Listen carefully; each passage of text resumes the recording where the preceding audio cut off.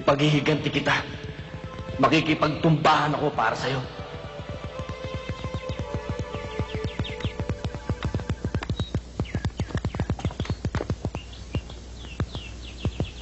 Kala ko ba pagkamba lagi nagkakasundo?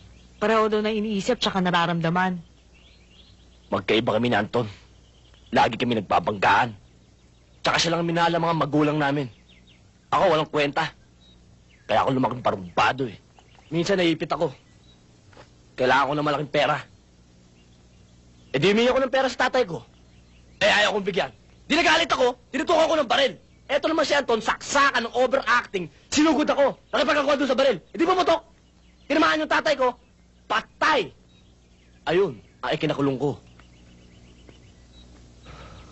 Di nagtagal.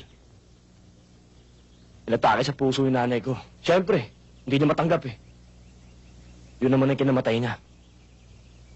Sa mga nangyaring yun, kailanman, di na ako pinatawad ni Anton.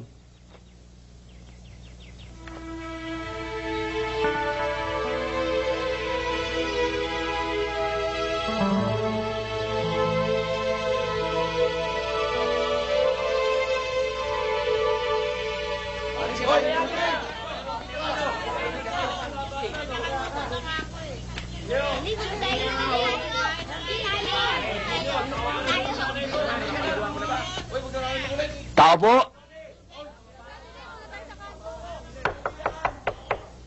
Tao po! Oy! Panyero! Tuloy ka! Tuloy kayo! Ha? Pampihira ka naman, oh! Lalanting na pala yung aeroplano mo, hindi ka man lang nagpasabi. Di sana, nasa lupo kita sa airport. Kailan ka pa ba lumaya? Nung isang araw lang. Eh, ikaw naman. Kailangan ka malaging kusinero. Eh, pagka-graduate ko sa Hoyo, alam mo naman, nag-iisa lang ako dito sa kondominium eh. Hi, andito rin ako. Kasama ako ni Elmo. Baka hindi mo ako napapansin eh. Pasensya ka na. Ako si Janet. Ganun ba? Panyero, matagal na akong good boy eh. Ayaw ko nang humawak ng baril. Namamasada na nga lang ako ng jeep eh. Panyero, kailangan ko ang tulong mo. Alam ko marami kang kontak sa pier. Smuggler din yung hinahanap ko. Elmo, ayaw ko na sanang guluhin ang buhay ko eh. Ang totoo niyan eh, nag-born again na ako eh. Ano? Oo. Ako ba pinagloloko mo? Ha? Ikaw pinagloloko! Akala ko ba good boy ka na? Ang good boy na tao, kahit tutukan mo ng baril sa ulo, hindi mapalag. Hindi ka pa rin nagbabago, Elmo. Sige, tutulungan kita. Pero pagkatapos, babayaan mo na ako. Yan. Bihirang pumunta rito si Senyor La Rosa. Ang madalas rito, yung kanang kamay niya, si Turco. Kung talagang gusto niyo makita yung matanda, hanapin niyo na lang sa mga nightclub. Walang pinatatawad na nightclub yun. Salamat ah. Okay lang yun. Tara. Yeah. Sige. Hi, Pogi! Halika dito, table mo naman ako. Sige na, paliligayahin kita. Hoy, Lande. Ano man gawin mo, kaya ko nang gawin. Kaya pwede ba? Doon ka na lang ha. Doon. Okay. Hindi tayo talo. Tsura. Good evening, sir. Nandiyan mo si Senyor La Rosa? La Rosa? Oh. La Rosa? Esteban La Rosa. Si Mr. La Rosa? Wala pa. Pero mamaya-maya lang darating. Hintayin na ninyo. Right this way, please. Maupo muna. Waiter! Kunin mo ang order nila. Sige, sir. Excuse me. Oh, sige. Anong order? Walang kasing sakit sa kapalaran na damo. Umiwas sa manunuyang mata at lagi siyang nakayuko.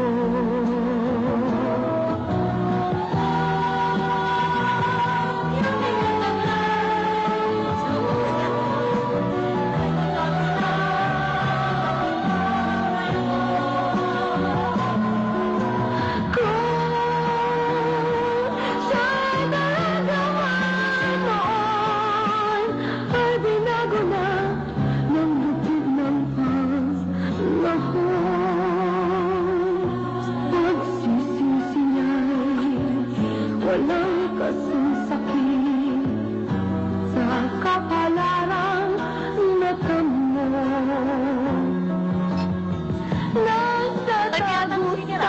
Baka ko yung pagdalamas ka rin, Tinitignan lang eh. Masyado ka naman silosa. At lagi siyang nakayuko.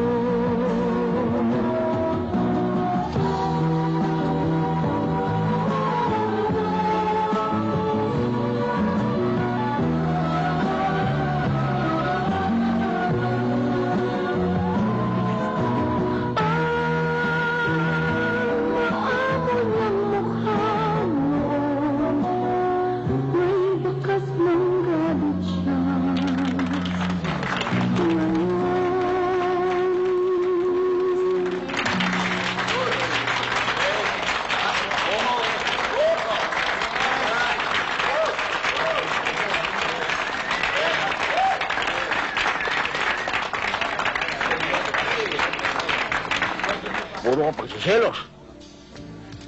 Hindi naman Excuse me, sir. Gusto raw po kayo makausap ni Mariposa, yung singer. Sino? Si Mariposa o yung singer. Sabi mo sa kanya ako kausapin niya. Sandali. Ang bilin po sa akin eh. Si sir lang. Hayaan mo nang kausapin ko. Baka ito na hinihintay natin pagkakataon. Huwag na.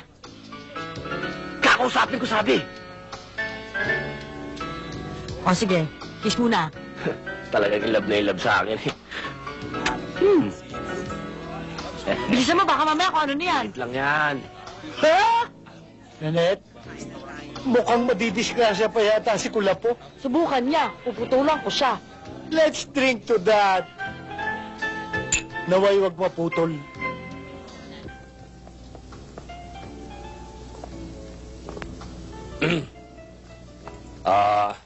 Gusto mo raw akong makausap?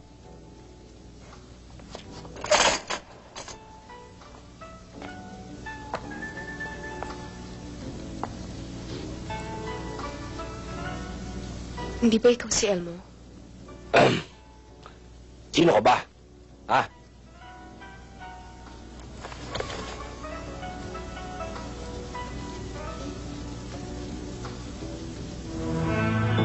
Vera? Elmo, wala na si Anton. Wala nang kapatid mo. Alam ko. Kaya nga ako nandito eh. Naghahanap. Nagtatanong kung ano talaga nangyari. Elmo.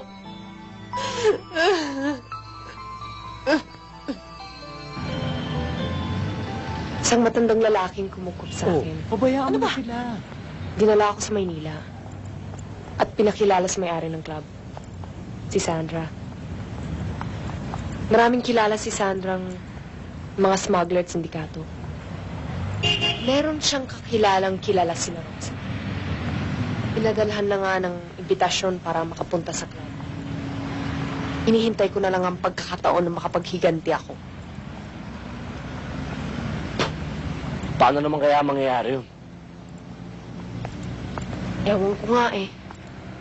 Basta ang alam ko, gusto ko siyang patayin. Natatakot ako kasi hindi ko talaga alam kung anong gagawin ko eh. Eh, kung paubayan mo lang kaya sa akin. Ha? Babae ki. Bakit ba? Dahil babae ako? Nabawasan na ang hapdi ng pangapi sa akin? Teka muna. Hindi naman ganoon ang ibig kong sabihin eh. Ang ibig kong sabihin, baka mapahamak ka. Kaya ko naman suluhin yun eh. Elmo, sa akin sila may kasalanan. Sa akin din sila magbabayad. Baka nakakalimutan mo. Malaki atraso niya sa kapatid ko.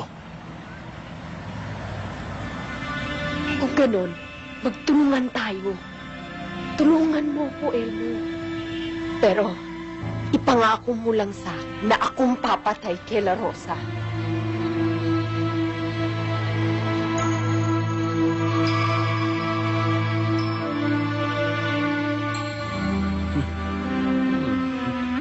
Ayan. Mamili kayo. Ang totoo niya, sinumpa kong hindi nagagamitin ng mga baril na yan eh. Alang-alang lang sa'yo, Panyero. Salamat, Berting. O, Vera. Bili ka na. Palagay ko ito na lang. Tipong pang babae. Elmo, turuan mo naman akong gumamit ng barel. Wala tayong problema dyan. Wag na. Ako na lang ang magtuturo sa'yo. Mahirap na eh. Baka ano pang ituro sa'yo nito, ibang putukan na mangyari.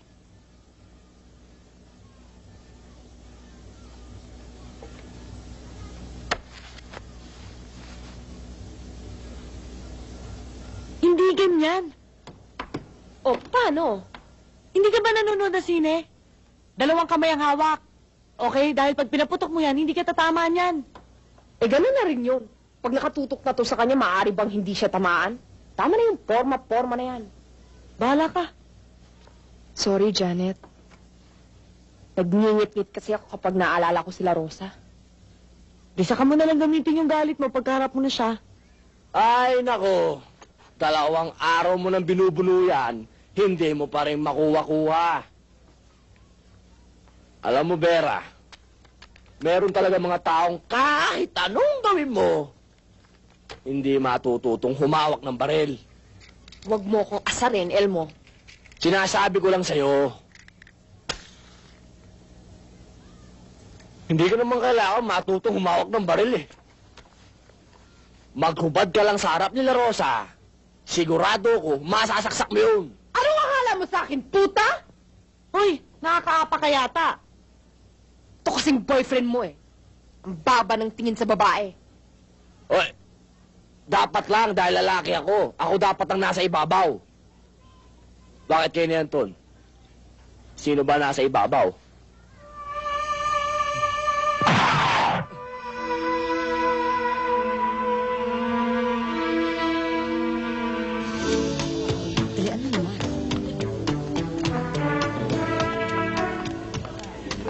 Mr. La Rosa, I'd like you to meet our new singer and dancer, Mariposa, Mr. La Rosa. She is at your pleasure, sir. Hello. Would you like to join me? If there's anything you need, Mr. La Rosa, patawag niyo lang ako. Righto.